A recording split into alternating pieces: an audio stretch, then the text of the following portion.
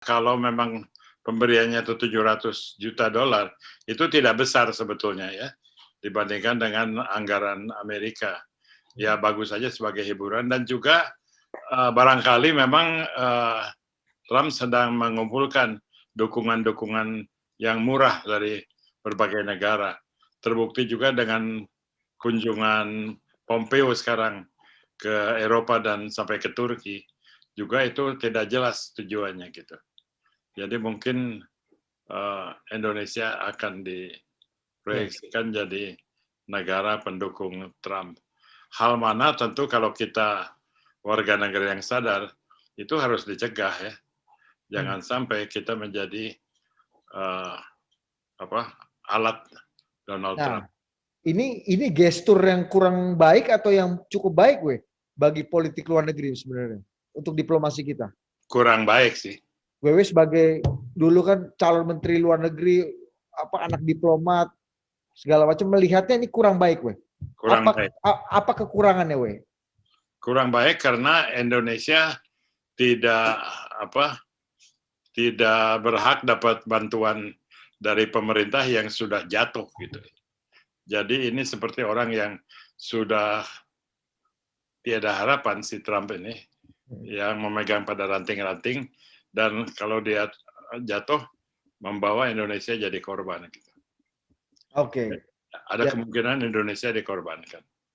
Oke. Paling tidak secara diplomatis kita tidak bisa dengan bangga berada di jajaran pendukung pemerintah Amerika yang baru. Gus Dur itu jelas adalah raksasa dalam kebudayaan nasional dan telah melakukan praktis seorang diri, terobosan kebudayaan yang lebih besar dari siapapun. Dan dia menghasilkan legacy yang besar. Boleh dibilang legacy Gus Dur itu kan demokratisasi, demilitarisasi, dan menghilangkan stigma terhadap orang Cina gitu. Orang Cina patut bergembira kalau ada orang Cina yang tidak tahu jasanya Gus Dur, maka harus diperiksa gitu ke kecinaannya. Ya. Jadi kalau kian gitu kritis terhadap Gus Dur, lu sih bukan orang Cina, lu sih pedagang aja gitu ya. Jadi dia tuh Gus Dur sangat berjasa untuk orang Cina, dan orang-orang Cina yang betul-betul Cina menghargainya. Boleh dibilang dia satu-satunya sumber energi dalam peningkatan kehadiran orang Cina di budaya Indonesia. Tapi banyak orang termasuk Republik yang bilang ini kejahatan Trump ini adalah kejahatan paling mendasar bagi seorang presiden. Jadi nggak bisa dia dilepaskan gitu aja. Apalagi Trump itu terkenal selalu bisa lolos dari jeratan hukum. Kalau mau disimpulkan lebih baik ya. Tapi kalau mau dilihat satu persatu, ya Biden akan mencabut usaha-usaha yang memojokkan Cina, walaupun Cinanya sudah dipojokkan.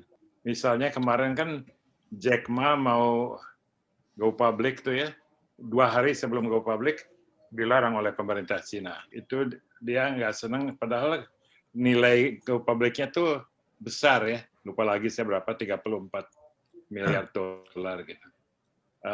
Karena dia nggak senang ada orang berjalan sendiri. Cina maunya orang teratur. Nah, itu dia akan lebih senang. Biden tidak akan kerjasama dengan orang Amerika yang tidak menghormati Cina gitu. Terus juga dalam kerjasama pandemi misalnya, Biden akan kerjasama dengan saintis yang juga bekerja di WHO, yang kemarin itu banyak yang dicabut oleh Trump, dan pembiayaan WHO akan dihidupkan lagi. Sekarang kan dicabut tuh pembiayaan.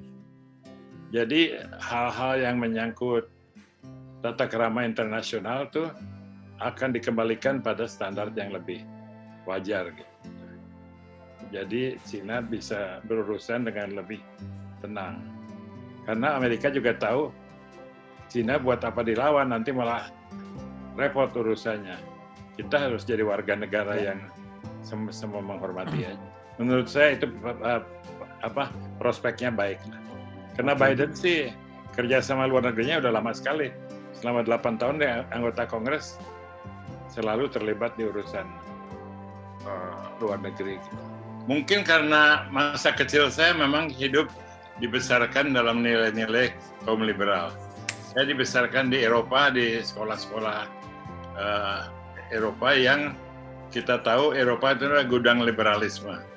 Dan saya berteman dengan orang Amerika yang bepergian ke luar negeri yang tradisinya liberal. Kemudian itu bertahan terus. Kemudian di Indonesia pun saya bereaksi terhadap kecondongan Soekarno ke arah komunisme. Jadi saya pegang paham liberal.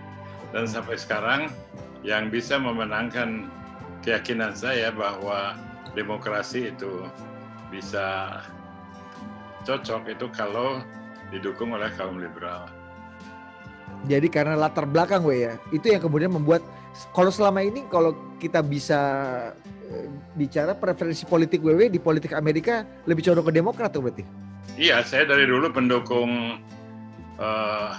mulai dari Kennedy, semua calon-calon presiden Demokrat. Siapa presiden Demokrat paling favorit dan kenapa? Susah ya, setiap zaman itu sama.